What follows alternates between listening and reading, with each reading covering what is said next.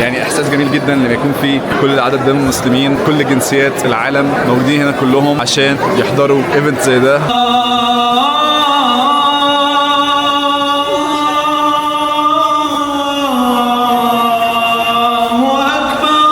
كل الحاجات اللي انتوا شايفينها ديت، شايفين الجمال والروعه اللي موجوده فيها. بصوا كل الحاجات اللي معموله بالحرفه اليدويه، كل الحاجات اللي مصنوعه قدامكم ديت. تخيلوا يا جماعه مصنوعه فين. الشخص بيختار ان هو عايز يتكفل اليتيم فين. طبعا ممكن يختار ولد او بنت هو عايز في اي بلد. هنا عندهم برضو لبس حلو قوي، يعني جوهرات واكسسوارات. Muslim Visionaries is an organization to get more Muslims into political power so we can get better chances in the government and so on. لفت نظري ان التيشيرت مكتوب عليه 2 4 4 3 4. تفتكروا ده رقم ايه يا جماعه؟ يعني عايزكم تفكروا كده ولو كام ثانيه كده جامعه، بحيث ان انتوا تاخدوا فيها اي تخصص، تشوفوا انتوا تحبوا ايه التخصصات الموجوده ديت. احنا ديلر شيب بنبيع سيارات، بس السيارات اللي هي الفانز والتراكس اللي الكبيره زي مثلا شايف التراكس وكده. هنا برضو يا جماعه عندهم جولريز. اهلا وسهلا فيكم، احنا توب ستايل. جنة انستيتوت هي education سنتر بيعلم كل شيء للمسلم ومن، كل شيء ممكن تتعلموه من العقيده للقرانيك ساينس، تزكيه، كيف بتطهروا القلب، وبنعلم كمان الاحاديث الأربعين النووي. دول بيعملوا لبس رياضي